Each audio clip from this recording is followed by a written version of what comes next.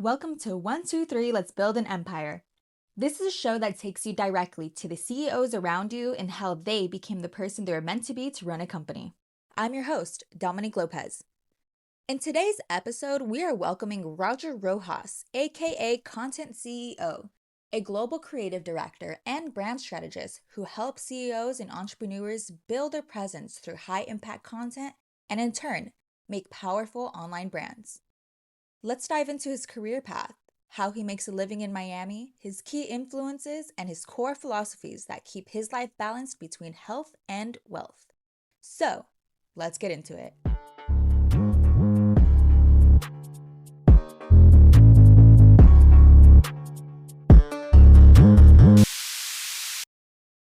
Welcome, Hello. Roger. Hi, thank you for having me. I'm excited. Of course. So, let's get into it. You currently reside in Miami. I do.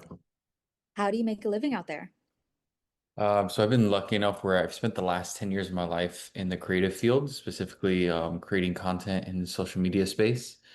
And over the last 5 years, I've niched myself not out of ego, but out of opportunity to be able to build personal brands for CEOs of companies. Many people that you may know, they range from, I've been lucky enough to run the running shoe campaign for President Donald Trump. I've been lucky enough to have a handful of shoots with prominent female CEOs, and I think that's something that is so cool that we talk about a lot is, the space in business is changing.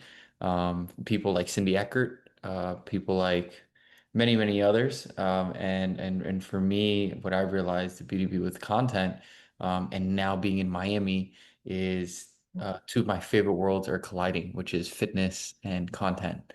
And I really, we talk about that a lot, the being on the forefront of just, making sure that you're very wealthy in the healthy spaces of your life, right?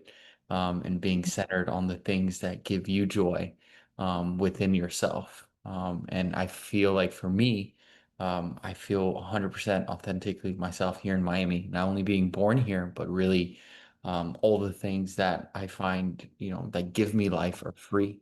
I'm on South Beach, walking distance from the sand. Tomorrow morning, I'll be doing it. Something I've been doing pretty consistently is going out there and just, meditating, journaling, worshiping, and watching the sun come up. All things that, that are free and I've made accessible by moving here. So that's the best of both worlds, like you said, living in Miami, doing content and having the best fitness training by the ocean. Right, right. There's been it's cool because Miami's seen like a boom with fitness as a whole. Where back then I would say, and even now it has that reputation of everything else, the opposite of fitness, right? The Mhm. nightlife, the attention of celebrities, people performing, which it still has it. But there's been a massive boom in growth in just different fitness areas and places that I love. And I'm a big believer in power. There's a lot of power in proximity. And if I want to continue to explore, to like really push myself in running, lifting, boxing, just all the dynamics, swimming that I'm getting myself into, biking, I can access that here with some of the top athletes. So you're in a point of your life where you're very centered, very grounded. Yeah. But let's go back to the beginning when you started as a personal brand strategist. Yeah. What were some objectives that you had in the beginning, and how has that transformed into what you've aligned yourself with now when you're working with other people?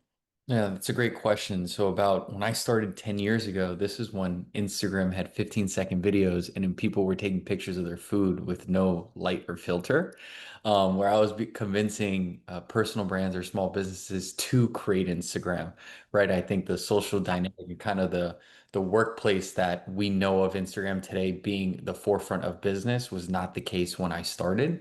And so those So in a conversations. sense, you were ahead of the curve in that moment, focused on Instagram. So now it would be considered ahead of the curve. Back then, when you try to tell your Hispanic Cuban American family who put you through a private high school and a private Catholic education, who half of my aunts and uncles have master's degrees, that I'm graduating to then become the head of social media for a gym in New York, they thought I was crazy. And Wow, risk so taker. yeah, and so I think, now it comes off, been so blessed where I've had all these opportunities and I've had all this growth and I'm living, yeah, life that I would even, if you would tell me 5 years ago where I'm at, I would think you're lying. And I think it just comes from having this innate faith in doing something with the right people. So I had a very unique opportunity where someone approached me to become the head of marketing of a local fitness gym in upstate New York. And it wasn't the opportunity of me saying, "Oh, I see social media being the future of, how people are referencing AI." That's not the truth by any means. For me, it was simply there was someone who believed in me and he saw something in me that I didn't see in myself. And I think that's so important when you're starting out is that you don't listen to the people that are talking bad. You just listen to that handful of voices that see something in you that no one else does. And everything else you just kind of put, I love the metaphor of horses when they're racing, just blinders on and just do what you got to do. And for me, there was a gentleman by the name of Frankie D'Agostino who opened that gym. And I kid you not, for the first 3 months of me holding a camera, he kept saying, "You're the best in the world. No one just knows it yet." So he He was like uplifting you from the beginning. always from day one, he would just every type of objection I had on myself, he was drilling me with text messages. He was like kind of this version that you see of me today. I know like that person that doubted themselves and questioned their worth and didn't know where the next dollar was coming is because I was there for so long, 4 years of that. And I just know the power of affirmation. I know the power of community. And I also just know the power of someone giving light onto someone else's life and really changing how you view yourself.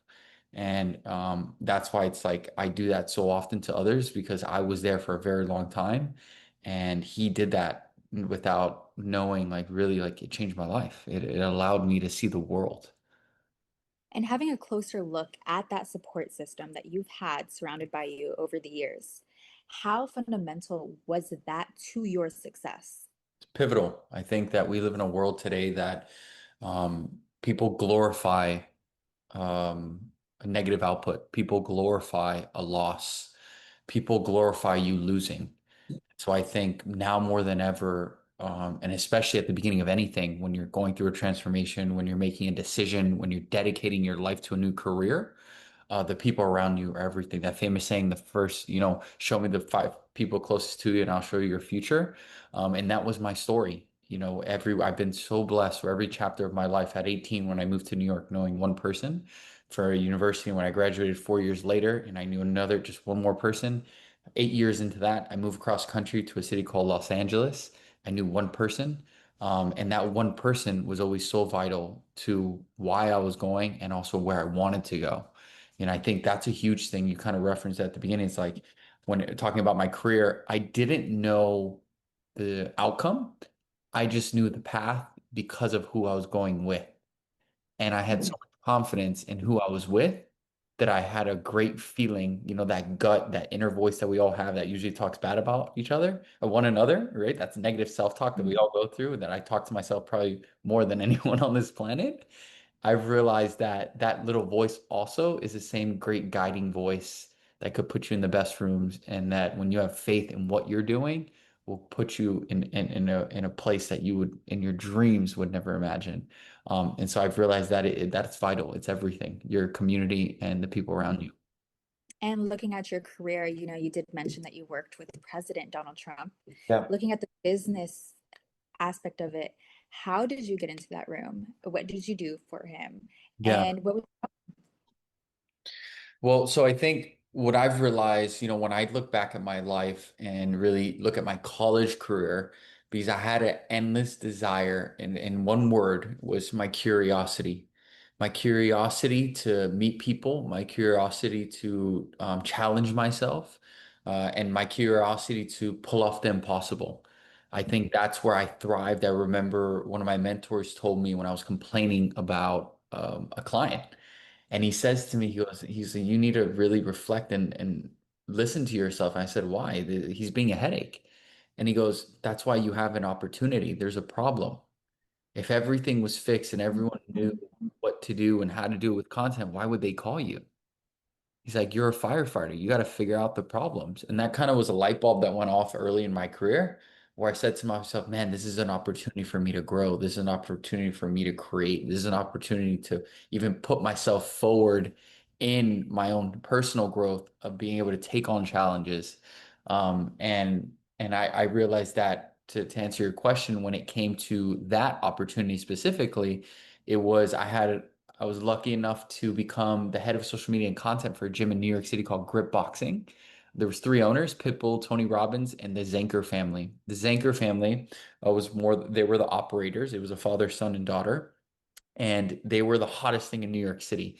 Why? Because they did a casting call. They were paying trainers $1,000 a class. Yes, you heard me correct. $1,000 a class. They were on Fox News, CBS, everywhere. And the word on the street, it was a $2 million build out. They had a full liquor bar, and I'm like, man, I want to be a Wait, let's take a second. It did pause on my end. okay. So let's backtrack for like 5 seconds. Okay, there we go. So after the Zinker family. Yep, the Zanger family. It was a gym opening in New York City, and this kind of the domino effect of where I'm getting out to Trump is that the Zanker family was the operating family within the gym, and I had produced content for them for years. Mhm. And after producing content for years and really growing a great relationship, his background was events where he we had him once attend one of our events.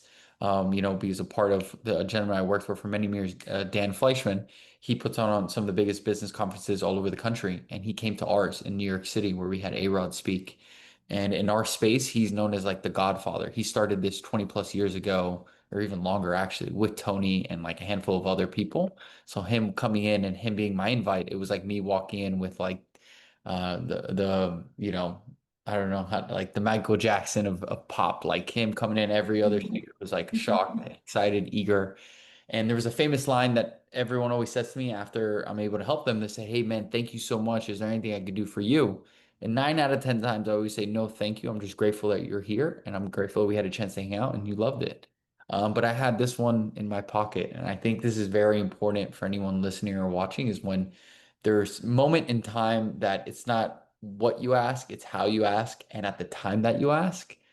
Similar to the things that we may want in our own life, we desire certain things and we realize, wait, God's protecting us really because we're not ready or we're not prepared for that moment. But this moment I was definitely prepared for. In this question, I was holding on to it. As he walked off, I said, wait, actually, there's one thing I really would like to do. Because I knew in years prior, there was wind. He was always hanging out at Mar-a-Lago and with at the time was his first term back in 2019, right? And with President Trump. And I said to him, I was like, I want to meet the president. He looks at me, taps my shoulder, Wow. and he's like, we're having a dinner at his house in 2 weeks. You're going. And he like walks off. It's like a movie scene, the ending of a movie. And I'm thinking to myself, is he serious? Is he joking? And then over the next 2 weeks, I'm getting texts and calls, and it's a Secret Service. I'm doing background checks, and yeah, long and behold, I end up at Mar-a-Lago at his home. And again, I thought I was just filming a private dinner with there was 500 plus people in attendance. But I ended up going to his private residence, hanging out with him for probably like 20, 30 minutes with him, his friends, and really just like one of the coolest experiences I've ever had that was unexpected while being in the presence of someone that's, arguably the greatest world leader of our time. And being able to capture that and be there was really special. And so I think I was very, very thankful for that moment. And when you look at, because I always like the famous Steve Jobs quote saying, you can only look at life when you're connecting dots looking backwards. And so you say to yourself, how did I get into that room? And what I've understood and learned is like there's one thing that no one could ever take away from you, and that's hard work, dedication, and showing up. My president from my school said the people that run and change the world who have the greatest impact are the ones who show up. And so I told myself, and no matter what I do and how I do it, I'm going to consistently show up. So I think that that moment derived from years of just showing up, where when the question was then asked at that time, I proved myself for years that he thought, yes, not only do I feel confident enough to introduce you, but I feel confident enough for you to execute on what we're needing, which is content for that dinner. And so I think a lot of people, especially today, there's this notion on social media of like the fast forward button to life, or kind of like, hey, I deserve this. But do you really? Because Mhm. I think a lot of the times, the biggest downside of social media, I've been reflecting on this a lot lately, is that people glorify the moments in life that really last 2 minutes without showing the 10 years that it took to get there. And I think that's the part that people lose themselves at, is that they say to themselves, this is a life that I should be living 99% of the time, but that's not the truth. That's like 2% of what 100% of what the life should be. And it's the things that you're doing that lead to that. A couple weeks ago, I ran a 10K turkey trot. And before the race started, I was planning to just run for fun. And then my ego mixed with my emotions got caught up, and I was like, no, I'm going for it. I'm gonna run. And Amazing. I'll show you a video. There's over 5,000 people. I came in top 70. And Wow. when I was running, there was a moment that clicked because I was running through a childhood place that's known in Miami. What used to be called Santa's Enchanted Forest. And my childhood memories clicked. And I have a video of it. I'll send it to you later. And I remember running and I'm just like getting these emotions, even telling the story, I'm getting goosebumps. And it was thinking to myself, I was like, this is why we do what we do. It's like I'm running, but I'm running by myself. But it's like, it's this moment that makes the running so cool that I'm in a place where I used to be a kid and now I'm like an adult running through here to race and compete. And it's like, It's that's like full what life circle is. moment. Yeah, that's what life is. I think we like get so caught up on like the accomplishment of it all, but it's like no, it was doing it that was fun. It was starting with my friends. It was film ending with my friends. Like that whole dynamic of what it was is what life is, right? It's the journey of it, of what you're doing in between, Exactly. not just getting the medal and going home and saying you did it. Like that's whack. Like Right. that's not it. And you do have in your bio the CEO who trains like an athlete. Yeah. How are you tying your business journey with fitness together? Say that one more time. How am I tying my fitness journey with my How career? were, yes. Yeah, well, I just like fundamentally, so I made the decision 21 months ago to stop drinking drugs, fast food, soda, and when I made and no alcohol, and when I made that declaration, it was a declaration to myself. Well, one, it was to God, but two, the second thing that was I was most focused on was my fitness because if I know I had my mind right, that then I would be able to show up for everyone else in my life, either be spiritually, financially, or even physically. And I then went down this kind of rabbit hole of reflection of my own self. And I said to myself, where does the CEO version of me that's loving, supporting, that's a massive philanthropist, what does he look like? He doesn't look like someone who's staying up late, ordering Jack in the Box, double cheeseburger, curly fries, and a Fanta soda. And if you're wondering why I remember that, it's because that's what I used to do. And that person also doesn't sleep less than 8 hours. Something I used to do. That person also doesn't not answer things on time. He shows up late. Like those little things that I then realized, wait, there's a version of me that does exist that are simply based off my decisions. And if I change my decisions for my body, not on a vanity point, but really like on a spiritual and mental point, that then I know that everything else will play itself out the way it should. And that's really why I just made that decision. It's like, hey, if I'm going to do this, I'm all in. I've never heard of someone doing anything part-time and found success. And so that's why I've just treated my Mhm. life like that right now, which is like, Love that. I could tell you my schedule. It's like literally I run 3 times a week, long, medium, and short. My short runs are about like a 5K, which is 3.2 miles. I do my medium runs, which is about 6 miles, and it's Wednesday morning at 4:40 a.m. with other triathletes. So we run 6 miles before 6 a.m. on a track that's like speed work. Saturday mornings at 6:30 in downtown Miami. I get together with another group of friends and we run anywhere from 6 to 10 miles before 8 a.m. And Wow. I'm weight training 6 days a week. I'm doing reformer Pilates at least 2 times a week. I'm boxing 2 times a week. Amazing. I just got back from Tulum training Muay Thai with professional fighters, and I literally understood what it meant to get your tush beaten to death with professional fighters, figuring it out. Wow. And I did all that, and I'm still doing that because I just genuinely believe I'm on this endless pursuit of self-discovery. And I've realized the more I dive deeper into myself, mentally, physically, and spiritually, the more I'm able to offer to the people that I love and really just random encounters that I have on the daily. And then I've realized this is the whole point of life. It's not meant for me to bottle keep everything and me just to be the best in anything that I do and never share. It's like, no, the whole point of life is to learn, apply, and then you got it. The gratitude, you got to give, you got to give, you got to share, you got to share the knowledge, you got to share experience, you got to share, everything that's happening in your life and pass it on to others. Like that's what makes this being so cool. And for me, I've just really made it a focus to, train like an athlete, to really, challenge myself every single day. And the deep, this is like, I've never publicly said this. The thing that I think about the most is not only death, but it's I recognize and I have such deep awareness when I go running and I look at older people and I know when they look at me, they're thinking, man, do I wish I could run like that. And when I say older, I'm talking about 80-year-old Mhm. people. Like I do it even Mhm. last week, Wednesday on the track at 4:40 a.m. I was running 6-minute miles. And the only reason I referenced my time was not to flex for you to realize how fast I was running. And someone on the outside was an 80-year-old plus dude who was there at the same time and could barely Mhm. walk. And I looked at him so many times and I thought to myself, man, it doesn't matter how much he desires to run, he can't. His body doesn't Mhm. allow him to. And so I have this deep, deep self-talk of like, I don't know how long I'm going to be able to run this fast and for how long.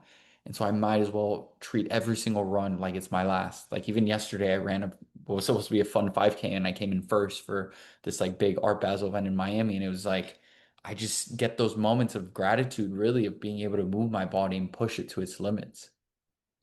So you have this deep appreciation for life. And looking Mhm. back on your career, you began by showing up, taking an opportunity, Right. establishing connections. Yes. And now that you are in a place where you're very satisfied with yourself, you are jumping into fitness and maximizing your training to reach your fullest potential. At this point now, what are you planning for the future to follow that path? It's really to double down on this kind of what I consider when I look at life, I think there's like avatars, a version of where you are, where you want to go. And the version that, I'm desiring, I'm in my early 30s and I believe something that I'm desiring for my future self is a partner. And by doing that, there's something that I need to do, and that's ground myself more. And what not only spiritually, but also physically, and not be on a plane every 3 days. And so by doing that, my goal is to I'll say it on here. It's like my 2026 goal is become the local hero of Miami. And what do I mean by that? And I mean that I'm going to show up more for my family. And I've already been doing that the last couple of weeks. I'm going to show up more philanthropically. I've already partnered with, he's the captain of the Miami Heat, the head of his organization. Her name's Victoria. I was a part of their turkey drive doing content. We're doing again. They're giving us the Miami Heat Arena for 6 hours or 4 hours on December 22nd. We're going to serve 1,000 kids, give out over 15,000 toys. I'm going to continue to all these groups and things that I'm referencing of like these meetups of runs is cultivate deeper relationships with those people in every single group and show up differently. Like this week for the Wednesday group, I'm going to show up with a big 24 pack of water. And my idea is that instead of spraying kind of my relationships to be in more cities and do bigger things, is Mhm. to root myself in places that I know that's not only serving my heart and my soul, but to root myself in places that I would desire for my future wife and kids to be. And so I'm having conversations now, even like my childhood home where we grew up, the property across the street, the lady's getting really old. I'm having the conversation with my uncles, like, hey, I'm gonna have some money put aside. I want to be able to take that property.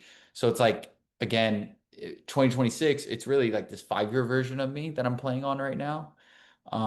And just doing it every single day and just non-negotiable. My faith, Amazing. my fitness, my finances, and ending my day, what I like to call with some form of fun that surrounds either my family or my friends, and that's it. And just making sure I do that every day and just don't miss. Thank you for sharing your knowledge. And to end it, I want to ask you one final question.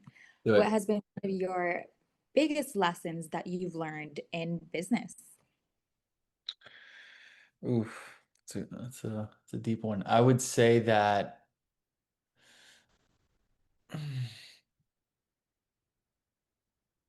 when you're betting, the greatest bet you could make on anything or an investment is yourself. It won't be the tools, it won't be the resources, it'll be you. And when you start to bet on yourself, you then start to realize and have more confidence in not only what you do, but in what you say, because you are your greatest enemy. And I think that we all experience that on a daily basis. It could be minute or it could be large, but ultimately that. When you have a deeper understanding of yourself, you then have more confidence in saying no to things. That's a phase that I'm understanding. My downside of my curiosity was me always saying yes to everything.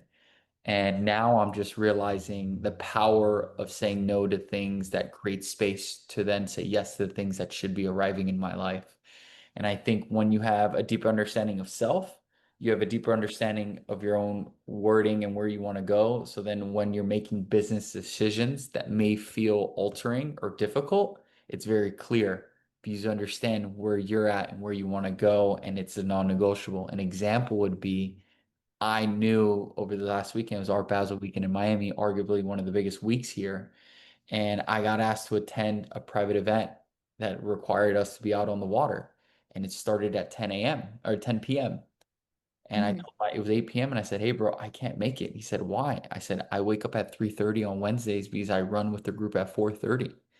And I had a conviction in my no because I knew what I was prepping myself for in the next and or what I knew was right for me. And so that's why I say when you have, a deeper understanding of yourself, when you're getting opportunities, let it be socially or let it be business. If you do say no, you create conviction and confidence with yourself to be able to move with grace and also knowing did I make the right decision or not. Amazing. Thank you so much, Roger, for your time. Content CEO on Instagram, personal brand strategist. You're amazing. Thank you for sharing your knowledge. Thank you, Dom. Love the interview. Thank you so much, guys, for taking a listen to this podcast. If you came up to this point, you're going to have some key takeaways of having success being built on consistently showing up, having a strong support system, and what betting on yourself can do. Fitness is important, and having a clear goal in mind of who you want to be is going to make a difference. Until next time, this is Dominique Lopez. See you guys later.